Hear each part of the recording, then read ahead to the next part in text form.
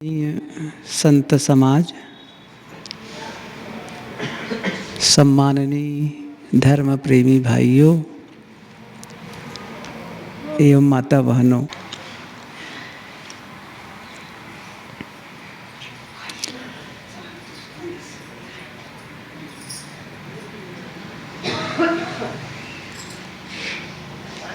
हर मनुष्य का एक आंतरिक मांग होती है, मैं सुख शांति का जीवन जीऊं। किसी से भी पूछो, कभी कभी जब बच्चों से बात करने का अवसर आता है, खास करके जो स्टूडेंट्स होते हैं, तब ये बात आती है कि भाई पढ़ लिख रहे हो, पढ़ लिख कर करना क्या चाहते हो। तो स्वाभाविक सी बात है, सभी बच्चे धन कमाना चाहते हैं। और मैंने कल कहा था ना, धन क्यों कमाना चाहते हैं? जीवन गुजर के लिए। एक इच्छा होती है कि मेरा अपना एक मकान हो, अच्छी से गाड़ी हो, कपड़े अच्छे हों, खाने पीने की चीज़ें अच्छी हों। कल्पना करो, मान लो आपने पढ़ लिख करके धन कमाना शुरू कर दिया और अच्छे से धन कमाना शुरू किया, और उस धन से आपने एक बड़ा सा मकान बना लिया, बड़ी सी गाड़ी खरीद लिए, कीमती कपड़े पहनने लगे और कीमती भोजन करने लग गए। आपके बच्चे भी अच्छे स्कूल में पढ़ने लग गए, सब कुछ हो गया। इसके बाद क्या होगा? ये सब हो गया, तब क्या करोगे? तब क्या कहता है? इसके बाद सुख शांति का जीवन जीऊंगा। लेकिन यदि आप देखें तो क्या होता है, दुनिया का काम तो हो जाता है, अंतिम जो कहता है ना सुख शांति का जीवन जीऊंगा, वही रह जाता है, वही बच जाता है। कल्पना करो कि वो दिन हमारे कब आने वाले हैं, जब हम कहेंगे कि आज मैं सफल जीवन जी रहा हूँ, आज मैं सार्थक जीवन जी रहा हूँ। जैसे कभी कभी आप लोग के परिवार में, रिश्तेदारी में ये देखे होंगे कि एक आदमी बहुत बीमार है, शरीर भी वैसा हो गया है, अस्पताल में उसको भर्ती कराया गया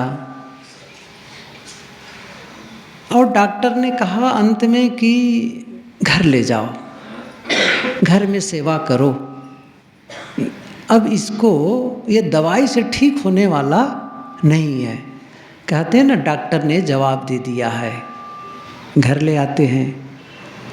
डॉक्टर कभी कभी उनके शरीर को देखकर ये भी कह देते हैं कि अब ये ज़्यादा से ज़्यादा 24 घंटे और रहेगा बस, या 2 दिन रहेगा, ऐसा उसने कहा।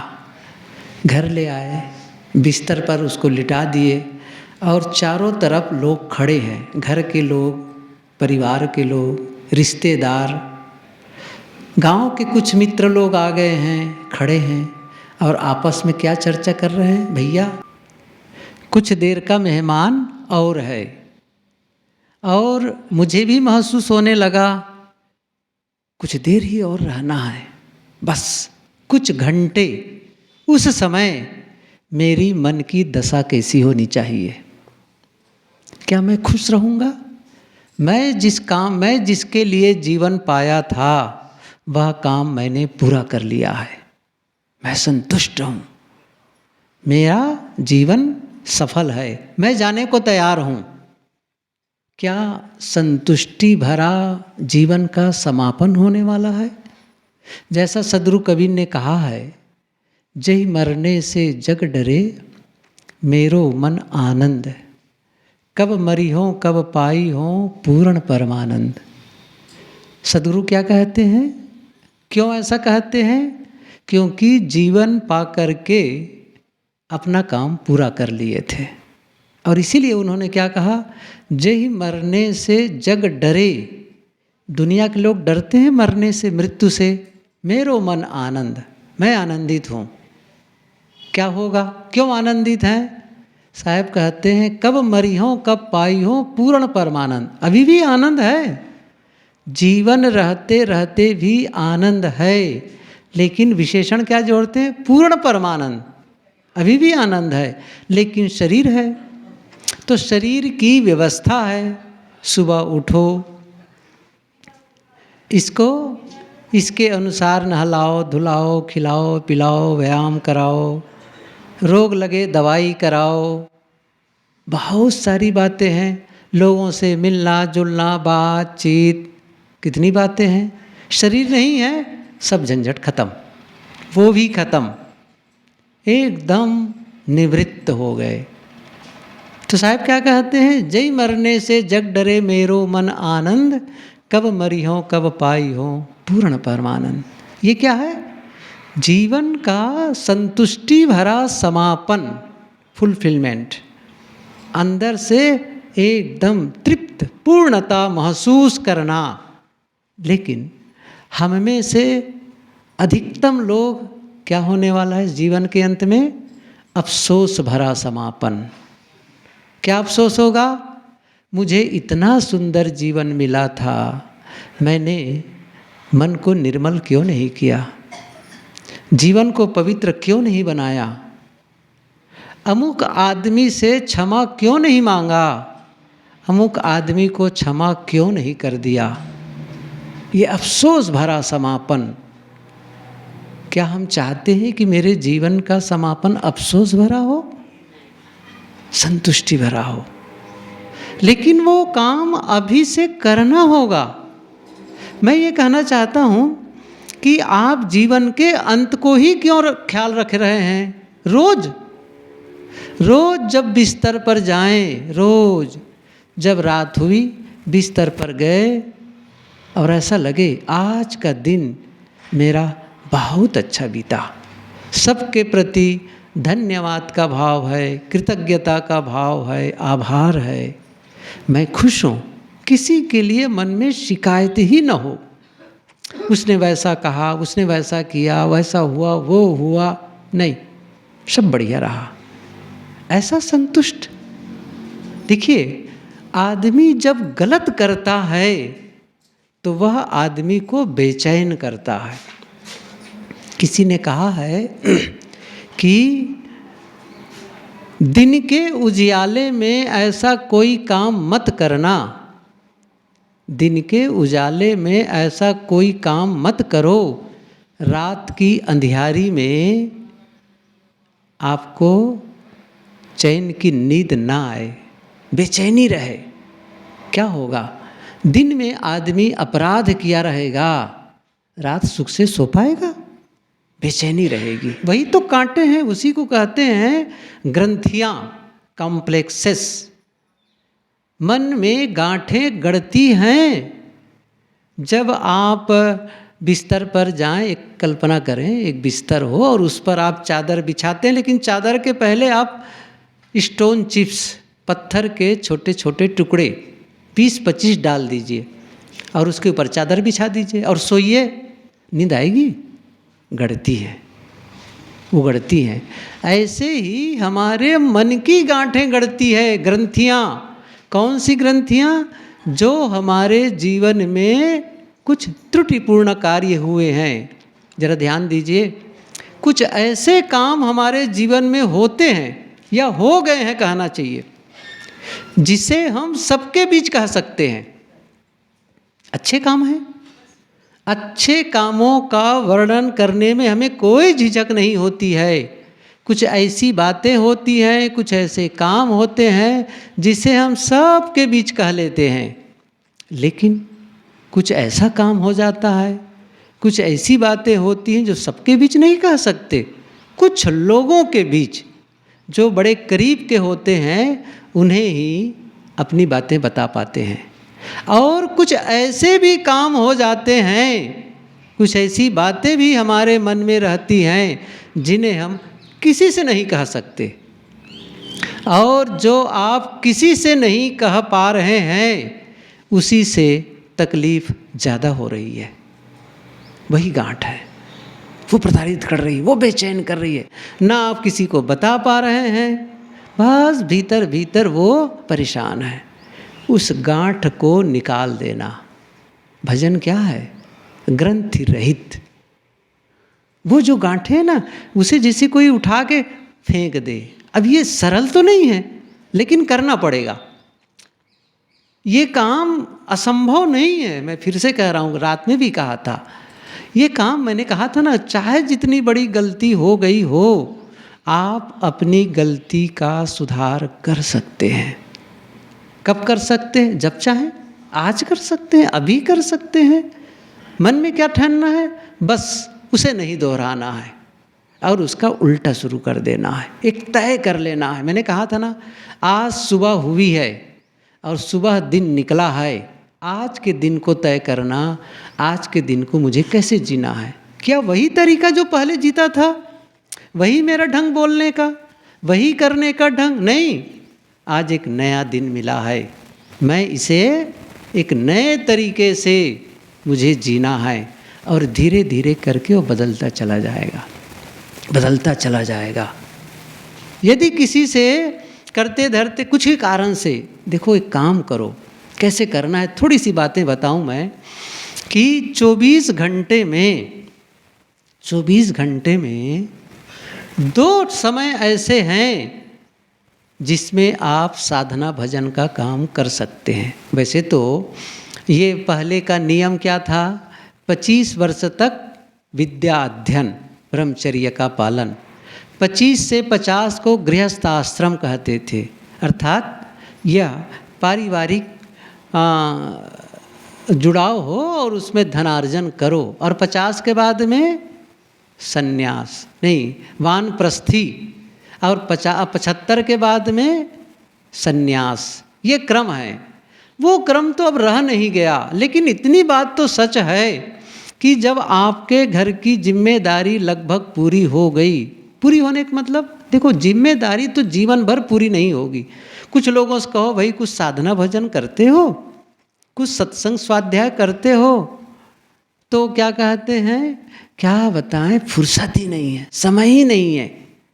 और क्या कहेंगे, लेकिन परिवार की भी तो जिम्मेदारी है, समाज की भी जिम्मेदारी है।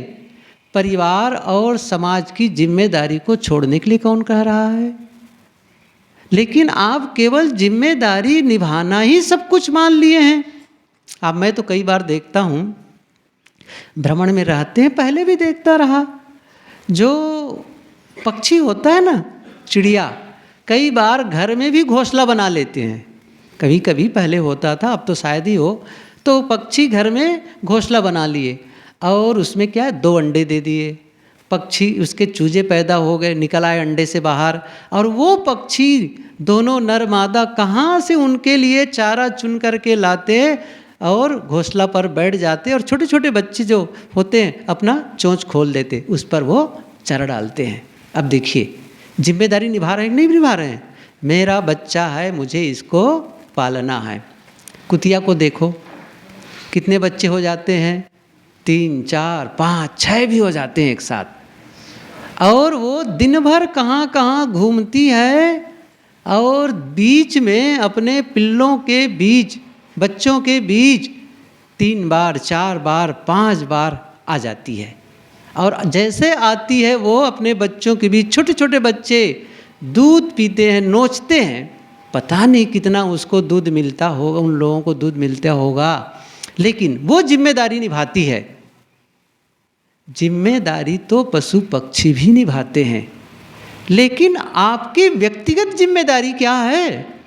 क्या दुखी होकर के जीना, क्या अशांत होकर के जीना? क्या ऐसा नहीं है जिम्मेदारी, मैं सुखी होकर के जीवन व्यतीत करूं, मैं प्रसन्न होकर के जीवन व्यतीत करूं, मैं स्वस्थ होकर के जीवन व्यतीत करूं, शांत होकर के जीवन व्यतीत करूं? ये जिम्मेदारी नहीं है। क्या शांत होना जिम्मेदारी नहीं है? मैं एक बात और बताऊं, यदि आप खुद खुश नहीं हैं और शांत और प्रसन्न नहीं है तो आप पारिवारिक जिम्मेदारी भी बढ़िया से नहीं निभा सकते। मैं क्यों कह रहा हूँ? क्या मानते हैं? केवल घर वालों को धन दे देना, घर वालों के खाने पीने की व्यवस्था कर देना, केवल इतनी जिम्मेदारी है? इतनी ही नहीं है, उनके साथ में आपका व्यवहार कैसा है। ऐसा तो नहीं है कि उनको ठीक है सारी व्यवस्था कर दिए, लेकिन डांट डपट फटकार, हमेशा झुंझलाते रहना, क्रोधित रहना, छोटी छोटी बातों को लेकर के उत्तेजित होते रहना, भड़बड़ाते रहना, एकदम कटुकुठार बोलते रहना, घर वाले खुश रहेंगे? आपकी जिम्मेदारी है आप धैर्यवान बने, विनम्र बने, शालीन बने, मीठे शब्दों का प्रयोग करने वाले बने। कौन बनेगा? सद्गुणों को जीवन में लाने की जिम्मेदारी भी आपकी है, जीवन के अवगुणों को दूर करने की भी जिम्मेदारी है। अब ये व्यक्तिगत जिम्मेदारी निभाए नहीं है, पारिवारिक जिम्मेदारी क्या निभाएंगे? पारिवारिक जिम्मेदारी निभाना है, लेकिन प्रथम आप हैं। आप देखिए, प्रथम आप हैं। कैसे? इसको मैं बताता हूँ। प्रथम कैसे आप हैं? आप सुबह उठे और सुबह उठ करके खुश, एकदम प्रसन्न है भीतर से, बिल्कुल खुश, शरीर भी स्वस्थ है, मन भी प्रसन्न है। अब घर वालों से मिलेंगे तो कितना अच्छा रहेगा। घर वालों से छोटी मोटी गलती होगी, चूँकि आप बहुत खुश हैं ना, बहुत बढ़िया है, मस्त है, सुबह उठ गए हैं और अपना कुछ भजन साधना कर लिए, कुछ कर लिए और इतना खुश हैं भीतर भीतर कि घर वालों से खुश हो करके मिलते हैं, प्रसन्न हो करके बातें करते हैं, घर वाले भी खुश, बहुत बढ़िया। और दूसरे ढंग से सोचो, या फिर कहो कि जब घर से काम में निकले, ऑफिस गए, कहीं दुकान पर गए, तो चूँकि घर से निकलते समय एकदम खुश हैं, बहुत आनंदित हैं, प्रसन्न हैं, तो ऑफिस में जो काम करने वाले उनके साथ में कैसा व्यवहार होगा? बहुत आनंद से होगा। उन लोगों से छोटी मोटी गलती हो गई तो क्या कहेंगे? कोई बात नहीं, बड़े प्रेम से समझाएंगे उनको, बहुत प्रेम से समझाएंगे। तो क्या हुआ? चूँकि आप प्रसन्न हैं, आपकी मन स्थिति अच्छी है, तो बाहर ऑफिस की परिस्थिति भी अच्छी हो जाती है, घर का भी माहौल अच्छा हो जाता है।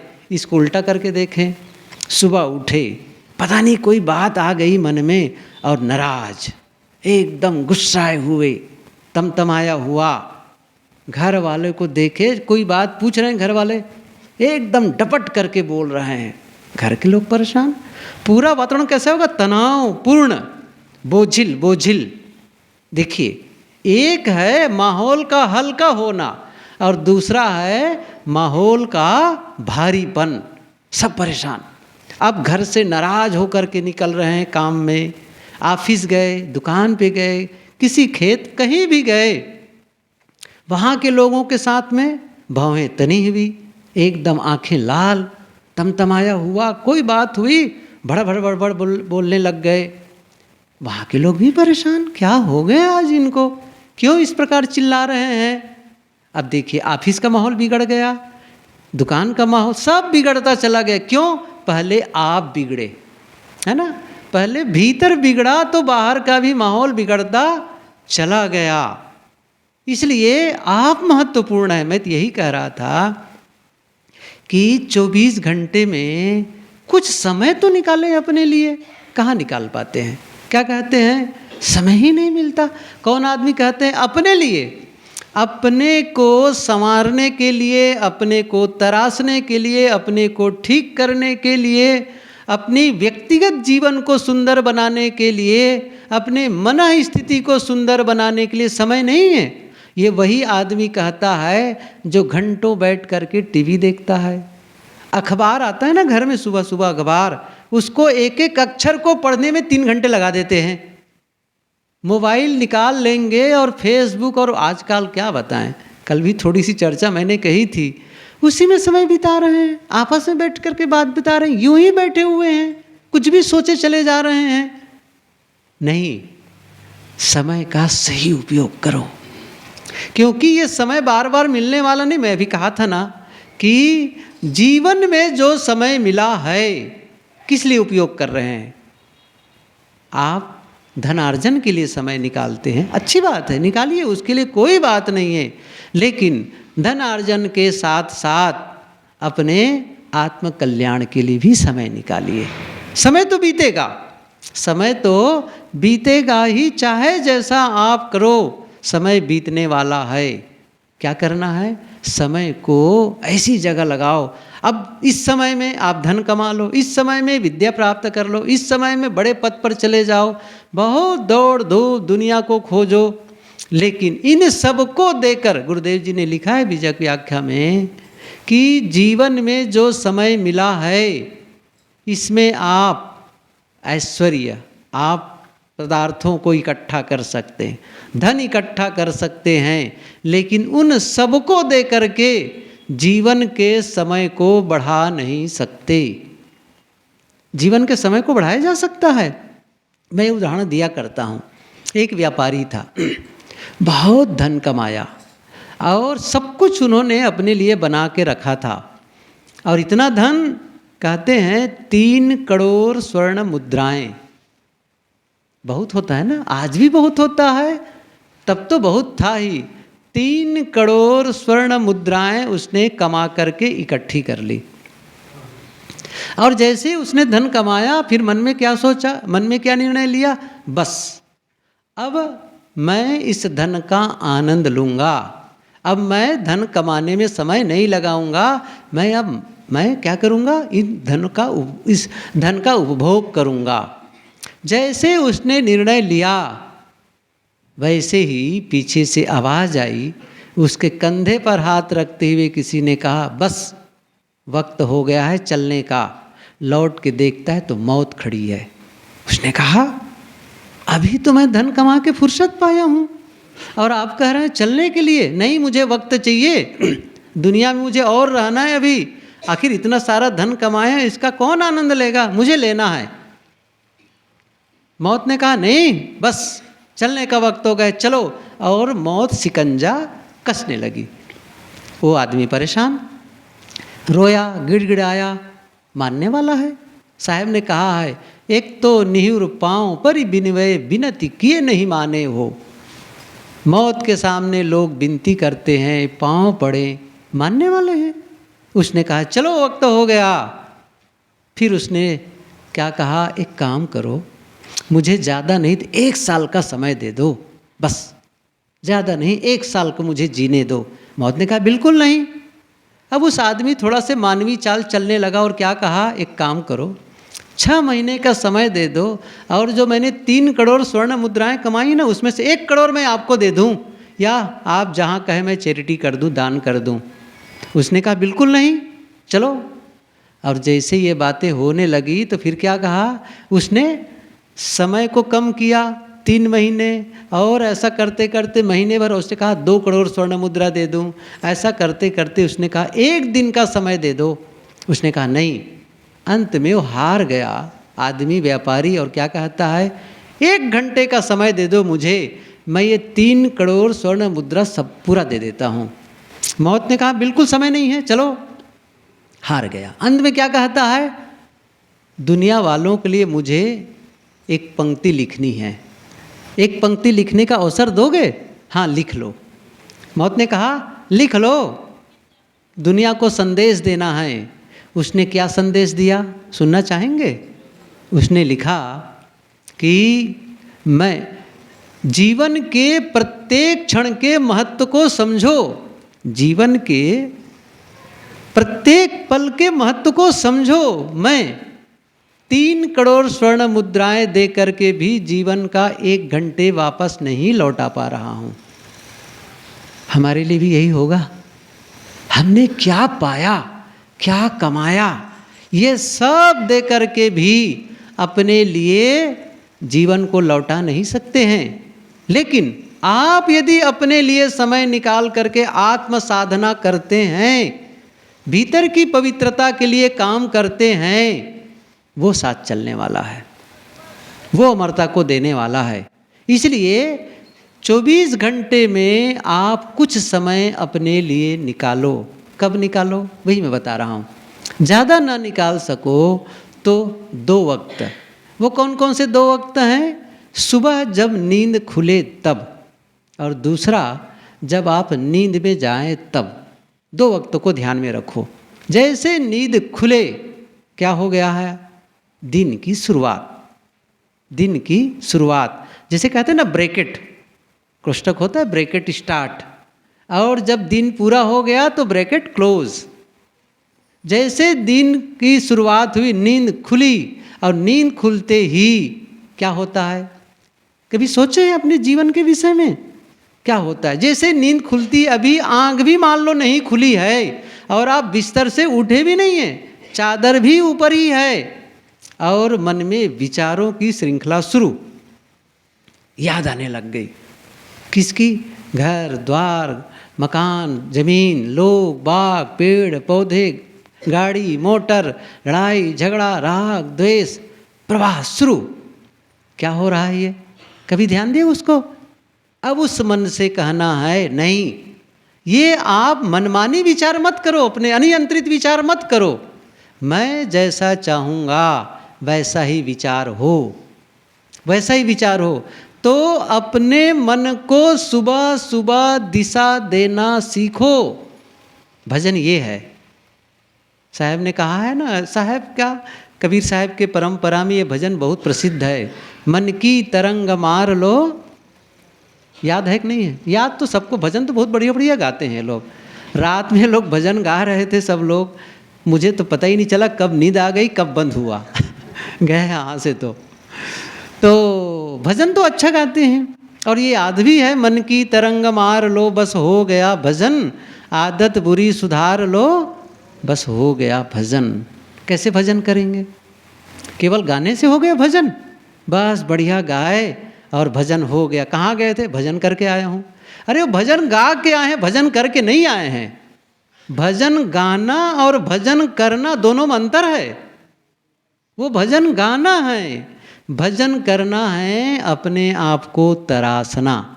मैं वही बता रहा था यहाँ पर कि सुबह जैसे नींद खुले, अपने मन से, अपने मन में किस विचारों को लाना है? एक उसको फ्लो, एक दिशा दो, दिशा, नहीं तो भटकेगा वो चारों तरफ। जैसे यहाँ तो किसान लोग भी बैठे हैं, एक खेत है जो जोता हुआ है, हल चला हुआ है। अब वहाँ पर आप पानी डालेंगे तो क्या होगा? चूँकि हल चलने से नालियाँ बनी हैं जगह जगह रास्ते पे, तो जहाँ पानी डालेंगे, पानी कुछ इधर पानी कुछ उधर, सभी नालियों में बहने लग जाएंगे।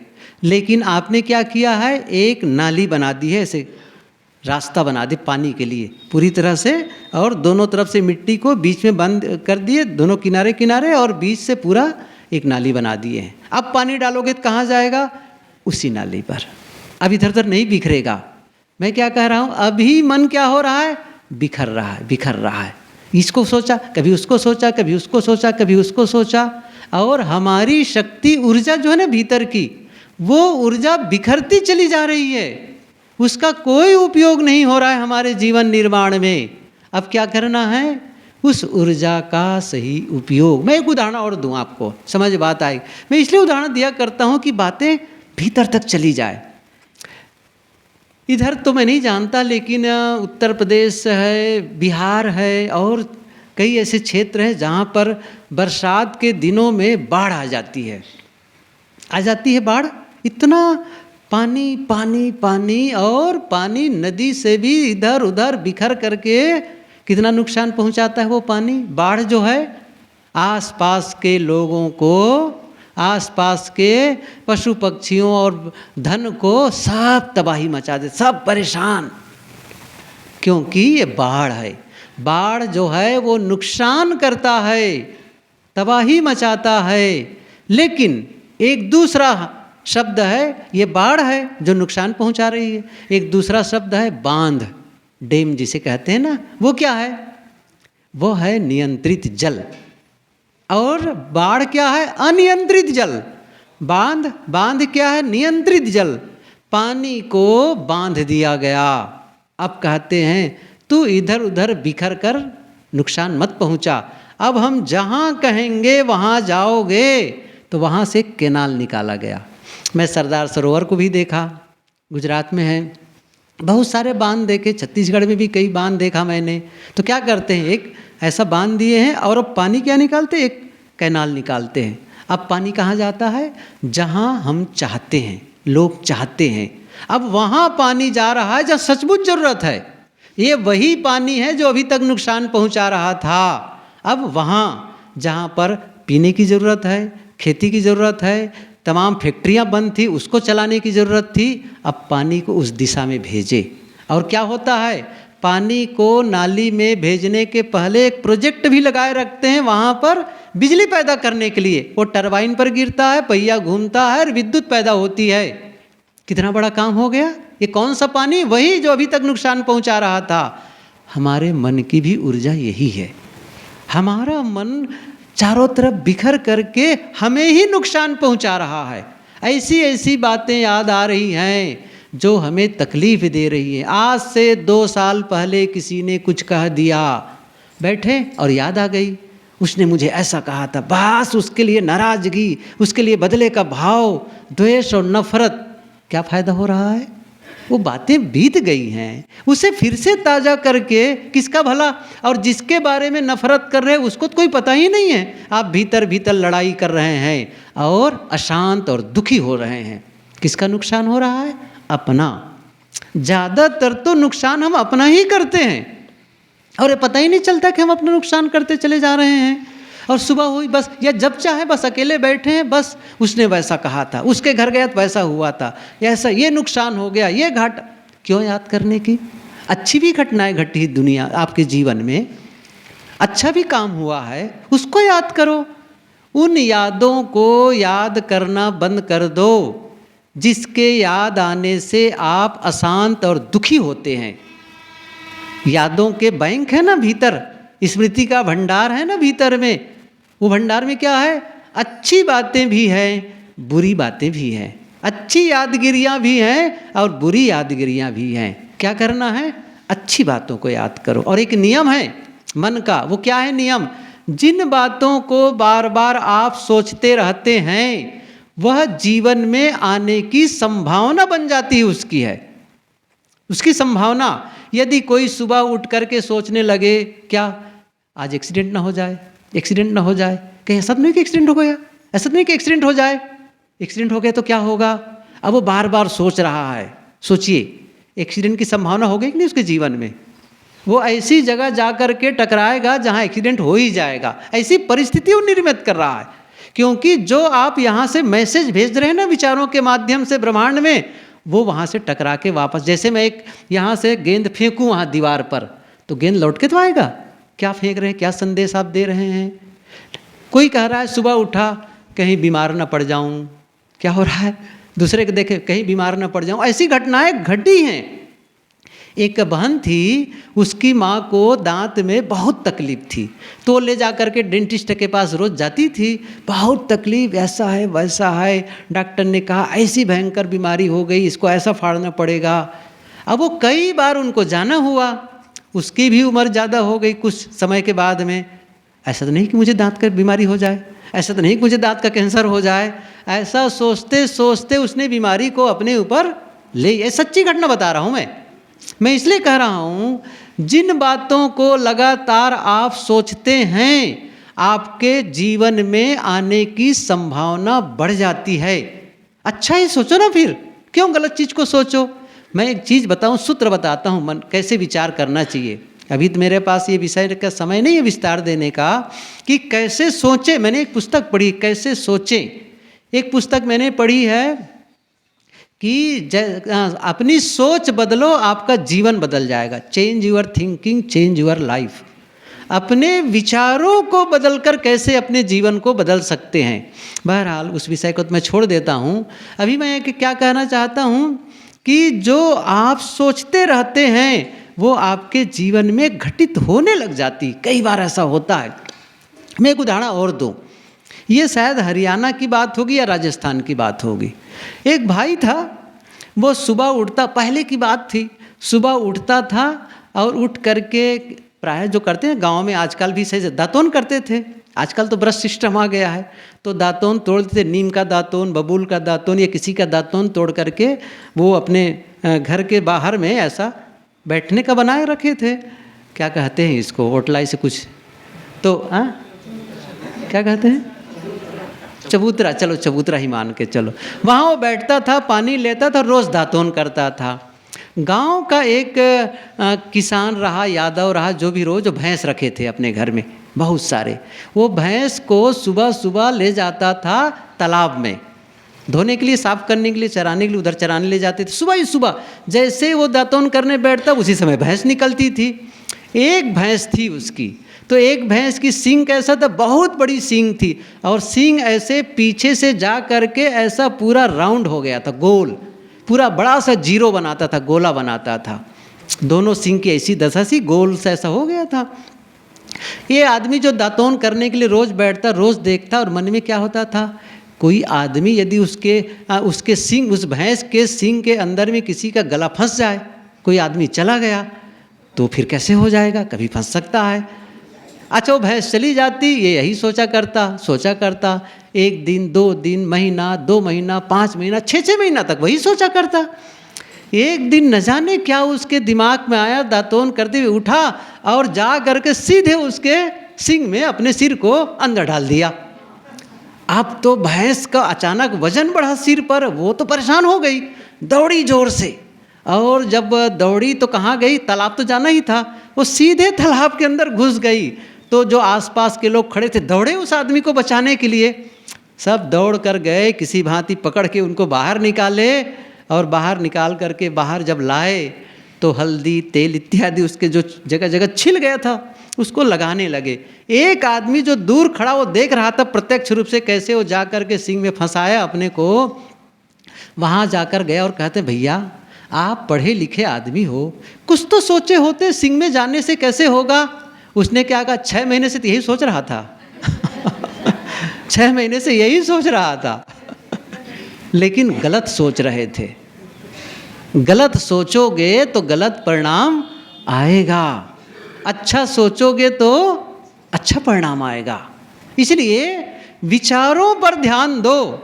मैं यही कह रहा था कि आप चिंतन ही गलत करते हैं, विचार ही। मैंने कहा ना कबीर साहब यही तो कहते हैं, एक साधे सब साधिया, सब साधे एक जाए, जैसे सींचे मूल को फूले फले। भजन तो यही है ना, जो मैंने भी कहा, मन की तरंग मार लो बस हो, कुछ भी सोचे चले जा रहे हैं। और मैं क्या बता रहा हूँ, सुबह उठो, नींद खुले, और कम से कम 5 मिनट 10 मिनट 7 जितना भी समय निकाल सको चुपचाप बैठ जाओ, और सबसे पहला काम क्या करो। सबसे पहला काम जो मैं करता हूँ और बताना चाहता हूँ क्या है, सबसे पहला काम आपको करना चाहिए अपने इष्ट की याद। इष्ट मने जिनकी याद करने से आपके मन में पवित्रता आने लगती है, चाहे वह आपके गुरु हों, चाहे आप किसी देवी देवता या भगवान को मानते हो, कोई भी, चाहे आपके गुरु आज हैं कि नहीं हैं वो बात अलग है, लेकिन जिनकी याद से आपको ऐसा लगता है कि जीवन निर्मल होगा, आनंद, जिसकी याद से आपके भीतर में विनम्रता, श्रद्धा, प्रेम का भाव जगने लगे, उसकी याद करो। और अभिवादन मतलब झुक जाओ, थोड़ा सा झुक जाओ। आप कहेंगे गुरुजी तो नहीं है, कैसे बंदगी करें, कैसे झुके। बात नहीं है कि कौन है कि नहीं है, बात ये है कि आपका झुकना, क्योंकि झुकना ही आपको पात्र बनाता है, ये विनम्रता ही पात्र बनाता है। इसलिए आप झुके, अर्थात आप ग्रहणशील हो गए आप। और कृतज्ञता का भाव, धन्यवाद, किसके लिए, मैं जिंदा हूँ, सही है कि नहीं है, जिंदा हूँ। कोई ज़रूरी है कि हम रात में सोऊं और सुबह उठूं।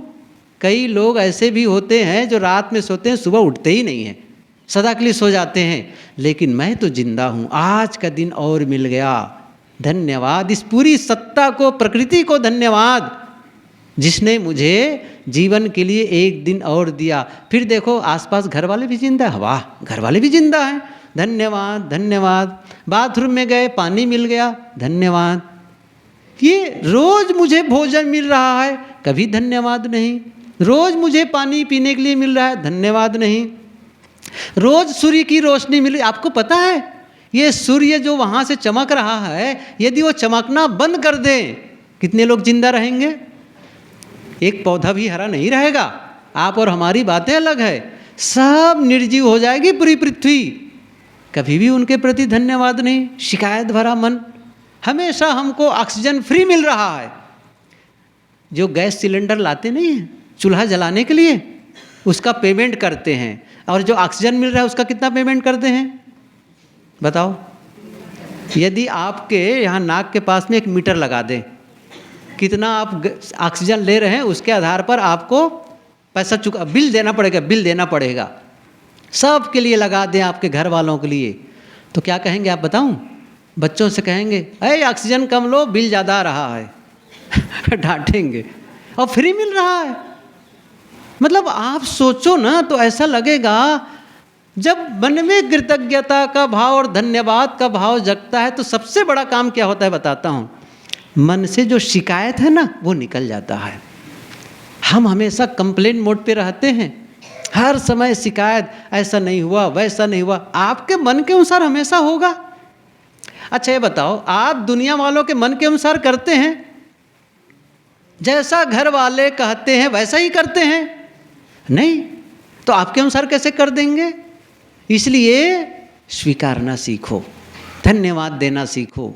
तो बहुत थोड़े समय के लिए बताया मैं इस चीज़ को। सुबह ही उठो, अभिवादन, धन्यवाद का भाव और प्रेम का भाव।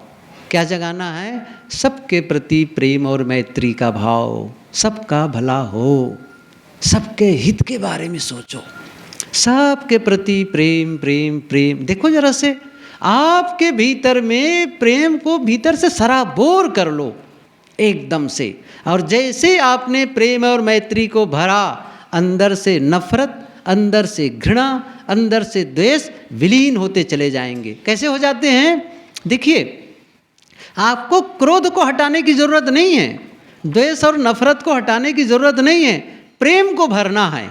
जैसे अंधकार, अंधकार को हटाने के लिए, अंधकार दूर करने के लिए आप क्या करते हैं?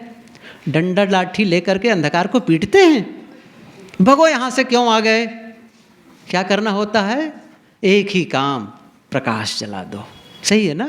एक दिया जला दो, एक बत्ती जला दो, अंधकार को भगाने की जरूरत नहीं है। ऐसे ही ये जो अवगुण हैं, ये जो हमारी जो नकारात्मकता है, मन के विकार हैं, वो अंधकार के समान हैं। प्रकाश के आते ही, अर्थात सद्गुणों के आते ही वो अपने आप छोड़ के भाग जाएंगे।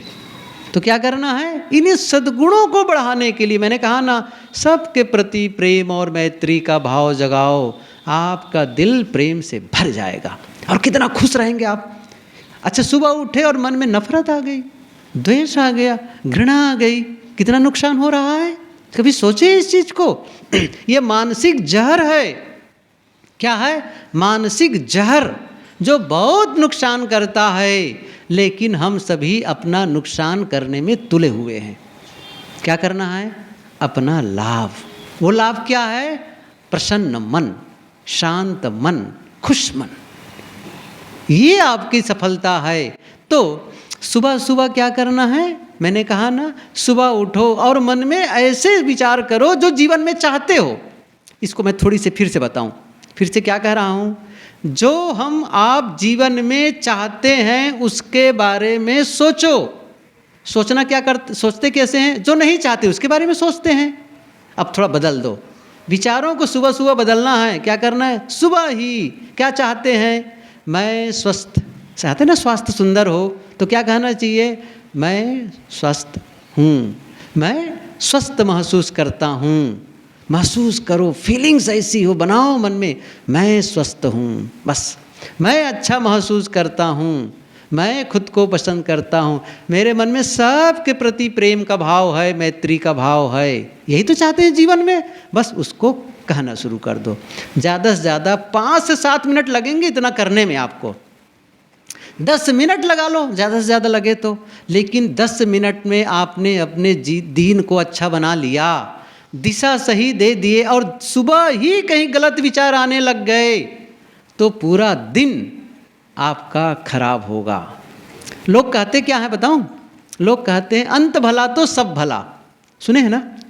और मैं क्या कहता हूं, जिसका श्री गणेश ही गलत होगा तो अंत कहाँ से अच्छा होगा? श्री गणेश ही गलत होगा। आपके कुर्ते का पहला बटन गलत लगा हो तो बाकी बटन का क्या होगा बताओ? सब गलत हो जाएंगे। इसलिए पहला तो सही लगना चाहिए ना। तो पहला विचार सही आना चाहिए आपका सुबह सुबह का। यदि आपने अपने 1 घंटे को सुबह संभाल लिए तो आप बाकी समय को संभाल लेंगे, वो संभाल लेगा। 1 घंटे जो संभाले हैं ना, इसीलिए कहते हैं सुबह सुबह भजन साधना करो, ध्यान चिंतन करो। क्यों? क्योंकि आपने सुबह को इतना पॉजिटिव मॉर्निंग जिसे कहते हैं, आप पॉजिटिविटी से भर लिए, और वो जो थोड़ी देर के लिए आपने भरा है ना, वो बाकी दिन को ठीक कर लेगा वो। लेकिन सुबह से ही गड़बड़ हो रहा है, पूरा दिन गड़बड़ होना चला सो।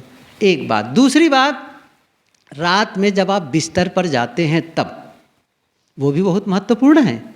क्योंकि जब आप नींद में जा रहे हैं तो क्या लेकर के जा रहे हैं नींद में? जैसे मैंने कहा ना, सुबह उठे तो क्या लेकर के दिन की शुरुआत कर रहे हैं। रात में जब नींद में जा रहे हैं तो क्या लेकर के भीतर जा रहे हैं नींद में आप?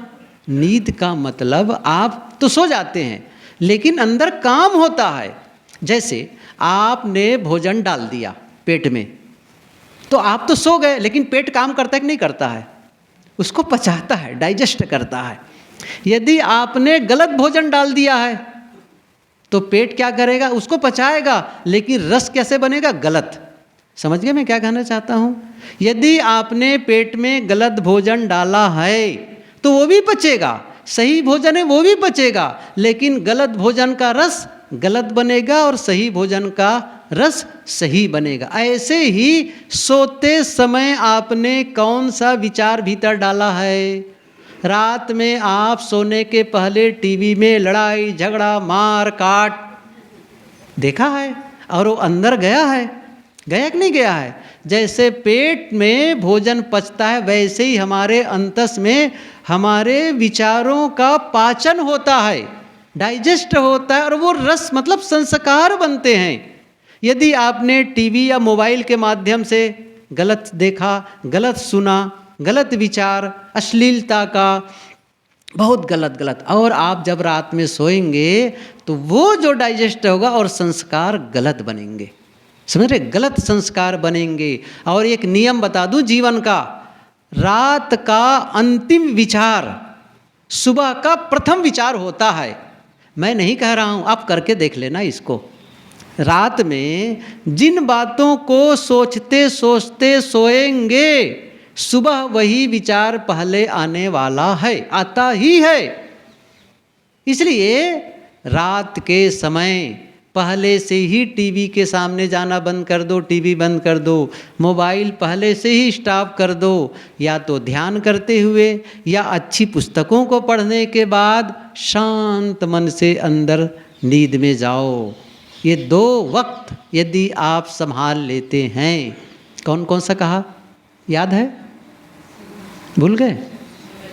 सुबह नींद खुलते वक्त भजन में लग जाओ, ज़्यादा थोड़ा ही समय दो भले ही, और रात में बिस्तर पर जाते समय यदि 24 घंटे में 2 वक्त को भी संभाल लिए तो समझो आपने जीवन को संभालने में लगा। और भी करना है, इतना ही नहीं है, क्योंकि जब एक अवस्था हो जाती है, जब आप वो संसार वाला बड़ा काम नहीं कर रहे हैं, घर का काम, परिवार और समाज का काम, तो खुद के काम में समय लगाओ।